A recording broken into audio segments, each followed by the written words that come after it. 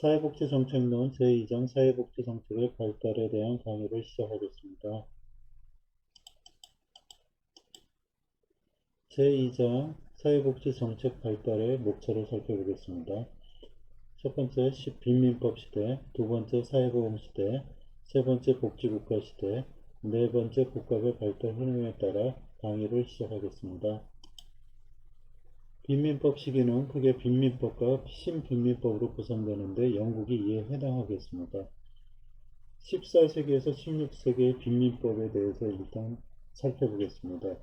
14세기에서 16세기 빈민법으로서 노동자 규제법, 거린 불황인 처벌법, 건장한 불황인 거린 처벌법, 그리고 불황인 처벌 및 빈민과 무능력자 구제법 등이 있었는데 노동자 규제법은 14세기 중엽에 발생한 흑사병으로 인해 인구가 상당 부분 감소하자 노동력이 부족해지고 높은 수준의 임금 상승이 수반됨에 따라 그 대책으로서 1351년에 제정되었습니다. 주요 내용으로는 벌식과 불황의 금지, 임금 억제를 위한 임금 상한선 규정, 그리고 지주상호 간의 농민 쟁탈 억제 등을 담고 있습니다. 거린 불황인 처벌법은 노동 무능력자를 조사 등록시켜 국어를 허용시키기 위한 법으로 1531년에 제정되었습니다. 이외에도 본 법에는 노동 능력이 있는 거린 불황인에게는 태형을 가하고 구월지가 고향이 아니면 이전에 3년 이상 거주했던 곳으로 추방시킨다는 규정 등도 담고 있습니다. 건장한 불황인 거린처벌법은 노동 능력이 있는 나태한 불황인 거린을 처벌하기 위해 1536년에 제정된 법으로 건장한 불황인 거린이 두 번째로 체포되면 매질과 함께 귀를 자르고 세 번째 체포되면 사형에 처한다는 내용을 담고 있습니다. 또한 빈민구제의 비용을 자선과 기여를 통해 조달하고 미성년 거린 5에서 13세에게는 구걸 행위를 금지하는 대신 도제로 보내지만 이를 거부하게 되면 매질을 가하는 내용 등도 포함되어 있습니다. 그리고 불황인 처벌 및 빈민과 무능력자 구제법은 헨리 8세 사망 이후 의회가 불황인을 처벌하기 위해 그들을 농노로 만들기 위한 법으로 1547년에 제정되었습니다. 이 법은 가장 엄격한 규정을 담고 있는데 노동 능력자가 3일 이상 계속 노동을 거부하게 되면 가슴에 V자를 낙인을 찍어서 2년간 노예로 삼을 수 있도록 하였으며 다시 도망치게 되면 이마에 S 낙인을 찍어 평생 노예로 삼을 수 있도록 하는 아주 잔혹하고 엄격하고 무서운 법이었습니다. 엘리자베스 빈민법에 대해서 살펴보겠습니다. 엘리자베스 빈민법은 16세기 인클로저 운동, 미개간지 공유지 등 공동이용이 가능한 토지의 담이나 울타리 등의 경계선을 쳐서 타인의 이용을 막고 사회주로 만드는 것을 인클로저라고 하는데 인클로저에 의해서 중소농들은 몰락의 길을 걸어 농업 노동자가 되었거나 농촌을 떠나 공업 노동자가 되기도 했습니다. 이에 따라 영국에서는 지주 농업자본과 농업 노동자의 세 계급으로 나눠진 형태가 18세기 이후 나타났고 19세기 중엽에 확립되기에 이르게 되었습니다. 이러한 인클로저 운동이 1594년에서 1597년까지 지속된 흥자 그리고 신세계 귀금속의 대량 유입으로 인해 발생한 극심한 인플레이션과 이에 따른 불황인의 증가로 인해 실업의 요인이 개인의 책임뿐만 아니라 정부의 책임도 있다는 사실을 인식하게 됨에 따라 1601년에 제정되었습니다. 이는 빈민을 노령자, 만성질환자, 맹인, 정신병자 등 노동 능력이 없는 빈민, 노동 능력이 있는 빈민, 그리고 빈곤 아동으로 구분했는데 노동 능력이 없는 빈민에 대해서는 자선원에 집단 거주시켜 보호시켰고 노동 능력이 있는 빈민에 대해서는 교정원이나 작업장에서 강제 노동을 시켰습니다. 이를 거부할 경우에는 수단 조치를 하는 건 물론이고요. 빈곤 아동에 대해서는 도제로 24세까지 24살까지 장인에게 봉사시켰고 여자아이는 21세, 21살 또는 결혼할 때까지 하녀에게 양육을 시켰습니다. 엘리자베스 빈민법은 빈민에 대한 억압책을 일정 부분 포기하고 빈민 책임이 교회가 아닌 정부에 있음을 인정했다는 점에서 큰 의의가 있는데요. 즉 다시 말하면 최초로 빈민구제의 책임이 교회가 아닌 정부에 있다는 것에 근거해서 각 교구의 시장이 임명한 빈민감독관이 빈민 업무와 빈민세 징수 등을 수행하였고, 이에 대한 통일된 추진을 위해 빈민행정기구가 수립되기에 이르렀습니다. 결론적으로 엘리자베스 빈민법은 세계 최초의 공공구조로서 근대적 사회복지의 출발점이라 할 수 있다고 말씀드릴 수 있겠습니다. 정주법에 대해 말씀드리겠습니다. 엘리자베스 구빈법이 만들어지면서 빈곤층들은 가능하면 부유한 교구로 이동하게 되었고, 이에 1662년 찰스 2세는 구빈법의 개정안으로 정주법을 선포하였습니다. 정주법에 의하면 모든 개인들은 법적으로 정해진 지역 내에서 거주할 수 있었고, 타 지역에서 온 이주민들은 원칙적으로 법적 거주 지역으로 돌아가야만 했습니다.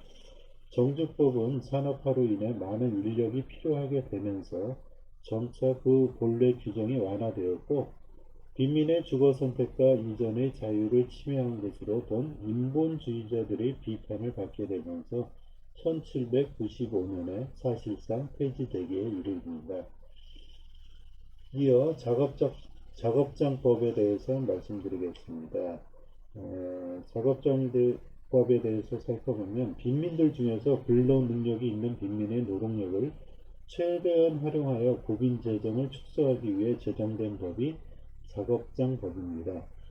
그 후 작업장법은 작업장신사법으로 개정되었고, 이 법은 빈민의 구제를 받으려면 기본적으로 작업장에 수용되어야 하고, 만약 거부하면 구제받을 자격을 박탈하였습니다.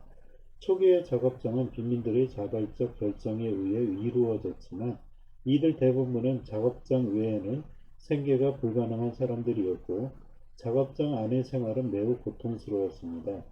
후기의 작업장은 정부가 직접 관리하기보다 계약에 의해 위탁을 하는 방법으로 변화되었고, 작업장 관리를 막기 위해 입찰 과정에서 최저 관리 비용을 제시하여 위탁을 맡기는 위탁관리인은 가능한 한 최저의 비용으로 작업장을 관리하면서 근로 능력이 없는 사람들까지 강제 노동에 시달리게 하는 등 잔악성이 사회적 문제가 될 만큼 아주 심각했습니다. 또한 작업장 내의 생활은 매우 혹독했고 보건위생 수준도 낮아 빈민들은 작업장에 가는 것보다 차라리 굶어 죽는 쪽을 택하는 경우도 많아졌습니다. 이로 인해 작업장은 인력 부족으로 구빈원에서 구호되어야 할 경제나 노인까지도 강제 노동을 시키게 되면서 작업장에 대한 개선을 주장하는 목소리가 높아졌습니다. 이에 따라 의회에서 작업장에 대한 조사가 시작되었는데, 당시 하원 의원이었던 길버트가 가장 큰 관심을 보였고, 그가 작업장에 대해 조사하고 연구한 결과 길버트법으로 다 알려진 빈민법 개정안을 1782년 드디어 통과시키기에 이르렀습니다. 토마스 길버트법인 길버트법은 크게 두 가지 개선점을 제시하고 있습니다. 첫 번째로 원의 구호로 교구들은 근로 능력이 있는 빈민이라도 작업장에서 노동하지 않고 직업을 구할 때까지 자신의 집에서 거주하면서 구호를 받을 수 있도록 하였습니다. 각 교구의 감독관들은 근로 능력이 있는 빈곤층을 위해 일자리를 구해주는 역할을 담당하였으며, 임금이 불충분한 경우 구빈세로 만들어진 기금으로 보충을 해주었습니다. 두 번째로 노동의 대가로 얻은 수입이 생활에 부족할 경우 그 부족한 액수를 보충해주는 스피민랜드법이 법적 기초가 되었다는 점에서 새로운 인도주의적 구빈제도로 평가받고 있습니다. 그러나 교구민의 구빈세 부담이 가중되자 일부에서 불만의 소리도 나타나게 되겠죠. 게다가 프랑스와의 전쟁으로 인해 유럽으로부터의 식량 수입이 더 어려워지면서 길버트 법만으로는 구빈 행정의 효과가 크지 않았고 결국 스피멘 랜드 제도가 도입되게 되었습니다. 스피멘 랜드법은 길버트법에서 한층 발전한 것으로 임금 보조 제도를 도입하여 빈민들에게 세저 생계비를 보장해 주는 것이 핵심 내용이죠. 즉 근로 능력이 없는 빈민층에게는 최저한의 생활을 보장해주고 최저소득에 못 미치는 근로자들에게는 부족한 부분을 정부가 보충해 주었습니다. 이 제도는 오늘날의 가족수당이나 최저생활보장의 기반을 이루었다는 점에서 의의가 있겠지만 크게 네 가지의 사회적 혼란을 일으켰습니다. 첫째로 기업주들이 스프맨 랜드법을 악용하여 임금 수준이 낮아졌으며 근면성실하게 일하던 저소득 근로자들의 임금도 덩달아 낮아지면서 실질적 생활 수준이 떨어지게 되었습니다. 두 번째로는 근면성실한 노동자들은 값싼 노동력을 제공하는 근로 능력이 있는 빈민들에 의해 경쟁적으로 임금을 낮추지 않을 수 없게 됨에 따라 근로 의욕을 상실하게 되었습니다. 세 번째로는 도시 노동자 기준은 근로 능력이 떨어지는 노동자들이 농촌으로 대거 복귀함에 따라서 농촌 경제에 악영향을 주었습니다. 네 번째로 마지막으로는 소득이 파악되지 않은 자영업자들이 자신들의 소득을 숨김으로써 불로소득을 많이 올렸습니다. 하지만 스피닝 랜드법은 최초로 생계비와 가족수를 고려하여 최저 생계 수준 이하의 빈민에게 진정한 관심을 제공했다는 점에서 의의를 받고요. 토마스 길버트법은 구호 물품 등을 이용한 원해 구호를 조장했고 노동 능력이 있는 빈민들은 농민들에게 순번으로 일하게 하는 순환 고용 제도를 허용하였습니다. 이 법에서는 노동 능력이 있는 빈민과 실업자에게 가혹한 처벌을 가하는 것이 아니고 일자리나 무제한의 원해 구호를 제공했다는 점에서 인도주의적 빈민 제도라 할 수 있겠습니다. 신빈민법에 대해서 말씀드리겠습니다. 배경으로는 스피닝 랜드법으로 인해 원해 구호가 확대되고 최저 생계비의 보장을 받는 가족수당을 지급하는 등 무엇보다도 최저 생계비의 보장을 위해 가족수당을 지급하고 누구나 정부의 구제를 받으려 하는 경향이 그 당시에는 팽배해졌기 때문에 빈민 비용에 있어서 높은 수준의 부담 현상이 나타나기 시작했습니다. 이러한 점 등에 착안해서 정부의 구제를 어렵게 만들기 위한 규정이 만들어졌는데 이것이 1834년에 제정된 신빈민법입니다. 신빈민법은 억압 정책으로서의 회귀를 의미하는데 프랑스 혁명이 영국에 미치는 영향력을 두려워하여 스피닝 랜드법이 만들어졌다면 그 후 빈민비의 증가가 큰 부담으로 작용하자 스피닝 랜드법이 무엇인가 빈민의 도덕성에 대해 비판하면서 다시 빈민을 억압하는 신빈민법을 제정하게 된 것인데요.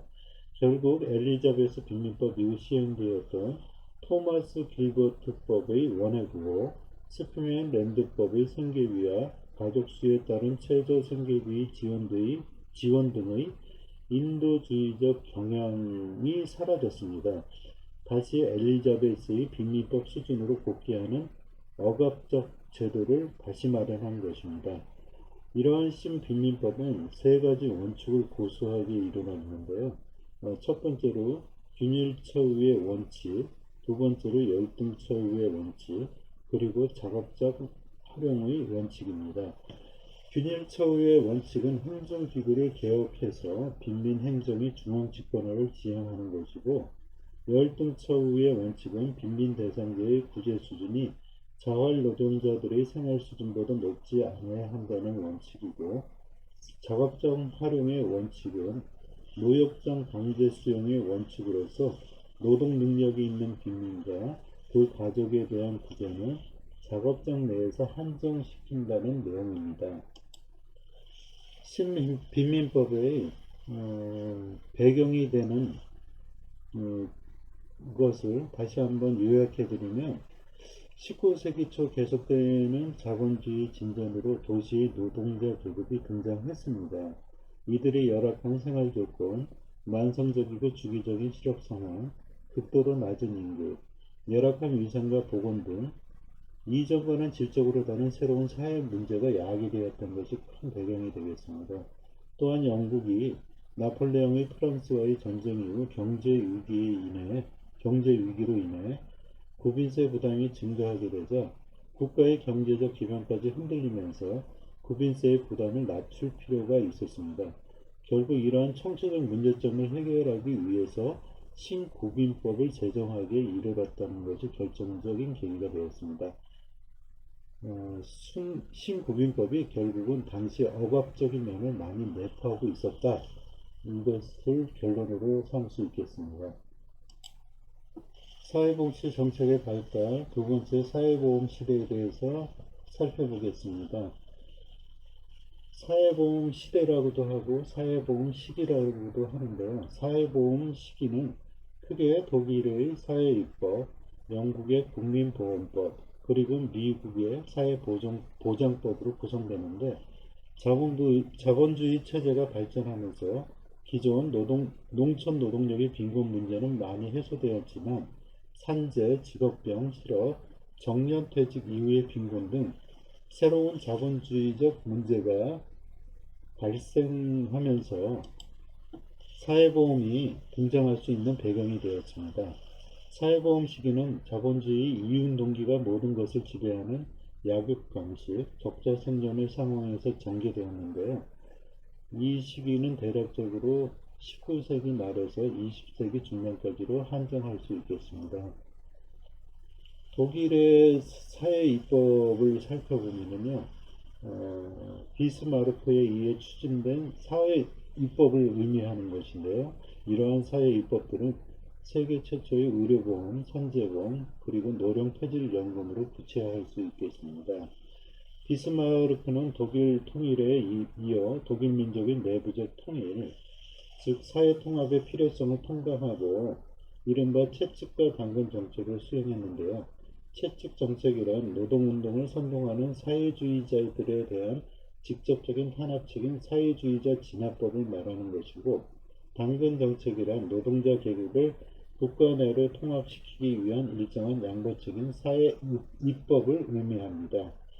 이러한 배경 등으로 탄생한 비스마르크 사회입법은 네 가지 원칙이 존재했는데, 광산업, 조선업, 건축업 등에 종사하는 저소득 임금 노동자를 의무적으로 가입시킨 강제보험의 원칙, 정부가 보험을 독점하고 엄격한 행정통제를 가하는 중앙통제의 원칙, 보험을 국가의 책임 영역으로 간주하고 이윤 동기 등이 침투하지 않도록 차단시킨 사보험 회사 배제의 원칙, 그리고 비용은 고용주가 부담하나 정부의 원조도 요구된 정부 보조금 지급의 원칙 등이 있습니다. 한편 사회입법에 근거한 사회보험을 대략적으로 살펴보자면, 먼저 1883년에 도입된 의료보험은 질병의 예방치료, 소득보장을 위한 임신분만에 대한 부조, 아동교육을 위한 가사부조, 농업경영을 지속할 수 있도록 하는 경영부조, 사망에 따른 현금 지급 등의 기능이 있었습니다. 의료보험은 의료보험법에 의해 중앙통제기구를 창설하는 대신 이미 질병급여를 제공하고 있었던 기존의 길드, 공장, 산업체 등에서 담당하도록 하였고, 일반적으로 노동자들은 보험료의 3분의 2를 부담하였고 자본가들이 3분의 2를 각각 부담하였습니다. 1884년에 도입된 산재보험은 산재 발생의 비책 사유에 관계없이 모든 재노동자에게 적절한 수준의 보상을 제공할 수 있도록 함으로써 보상을 받지 못했던 많은 재노동자들의 불만을 완화시키고자 했으며, 사회민주 세력의 노동자 운동을 억제하려는 정치적 의도도 존재하기도 하였습니다. 산재보험의 기본 원칙으로는 무과실 책임주의를 적용하여 산재사고에 대해 사업주가 과실이 없어도 재노동자가 보험급여를 청구할 수 있는 권한이 주어졌으며, 급여 수준이 산재 발생 전에 납부한 보험료에 상응하여 결정되었기 때문에 보험료와 급여 간의 형평성이 유지되었습니다. 그리고 산재 사고의 귀책 사유에 관계없이 재해 노동자에게 급여 청구권이 주어지는 대가로 사업주에 대한 민사상의 손해배상 청구권은 소멸되기 이르렀습니다. 그리고 1889년에 도입된 노령폐질연금은 국가의 관리나 도제를 제외한 연간 소득 2,000마르크 미만인 모든 노동자를 강제 가입 대상으로 하여 70세에 달한 노동자에게는 노령연금을 제공하였고, 자신의 과거가 아닌 사유로 노동이 불가능하게 된 노동자에게는 폐질연금을 지급하도록 하였습니다. 보험금 부담은 노사 양측이 각각 절반씩 부담하였는데, 이는 노동자들의 불만을 감소시키고 이들을 기존 질서에 편입하도록 하는 목적이 있었습니다. 어쨌든 독일 비스마르크 사회 입법은 음모론적 성격에도 불구하고 독일 사회의 정책의 초석을 다졌으며 선진 자본 국가들에게 일정 부분 영향을 미쳤다고 할 수 있는데요. 사회복지 정책이 기반을 이루게 했다는 점에서 의미가 있는 것은 독일의 사회 입법이 분명히 의미가 있다고 할 수 있겠습니다. 다시 말해 사회보험 시대에는 자본주의가 농촌의 노동력을 공장으로 대거 흡수함으로써 불황자 문제를 근본적으로 해결하였지만, 대신 프롤레타리아라는 새로운 계급을 출현시켰는데요. 봉건사회에서는 존재하지 않았던 새로운 사회 문제, 즉 산업재해, 질병, 실업, 노령 등을 야기하게 이르렀습니다. 더구나 프롤레타리아 계급은 임금이나 근로환경 등에 대해 보다 좋은 조건을 요구했고, 자본가와 국가는 산업화 속에서 숙련된 노동자를 지속적으로 확보하기 위해 이들에 대한 대응책으로 등장한 것이 바로 사회보험입니다. 사회보험은 사회적 위험에 대응하기 위해 만들어졌으며, 그 주된 대상자가 프롤레타리아였고, 재정을 자본가, 노동자, 국가 등 3자가 부담한다는 점에서 가장 대표적이고도 전형적인 자본주의적 복지 정책이라고 말씀드릴 수 있겠습니다. 이에 자본주의 출현과 발전에 따라 사회보험이 등장한 것은 어쩌면 필연적이라고 할 수 있겠죠. 19세기 말에서 20세기 중반까지 사회보험은 비교적 짧았습니다. 진정한 의미에서 사회복지 정책이 시작된 시기였기도 했고요. 국가마다 등장 배경과 성장 과정에서 조금씩 차이가 나겠지만, 공통적인 점은 노동자 계급을 보호하면서 사회 불안을 감소시키고 사회 질서를 유지하고자 했던 정치적 의도가 무척 많이 깔려 있었다는 것입니다. 사회보험은 복지국가를 향한 중요한 출발점이라는 데 큰 의의가 있으며, 세계 최초의 독일 사회보험법인 비스마르크, 좀 전에 말씀드렸던 사회입법 1880년에 제정되었죠. 영국 복지국가의 출발점이 된 국민보험 1911년에 만들어졌습니다. 또한 미국 사회보장의 요체인 루스벨트 사회보장법 1935년에 제정되었습니다. 이러한 세 가지 점을 요약해서 말씀드릴 수 있겠습니다. 사회보험 시대 첫 번째로 공제조합에 대해 말씀드려보겠습니다. 공제조합은 사회보험이 공제조합에 기원을 두고 있습니다. 이 공제조합은 국가가 본격적으로 개입하기 전까지 노동자들이 사회적 위험, 즉 재해나 질병, 노령, 사망 등을 상부상조를 통해 조합원 스스로가 해결하고자 했던 자조조직입니다. 이후 산업화의 본격화에 따라 대응하기가 역부족이었고, 이런 사회적 문제를 해결하기 위해 등장한 것이 국가의 책임을 인정하는 사회보험이라는 점에서 의의가 있다고 말씀드렸습니다. 공제보험 조합, 자꾸 공제보험이라고 해서 죄송합니다. 공제조합은 조합은 상호 간의 부조와 복지를 목적으로 하는 상호 부조 조직입니다. 조합원이 각출하는 일정한 부금을 재원으로 해서 조합원이 노령, 재해, 실업, 질병, 사망 등의 사고를 당했을 경우에 급여를 지급하는 것인데요.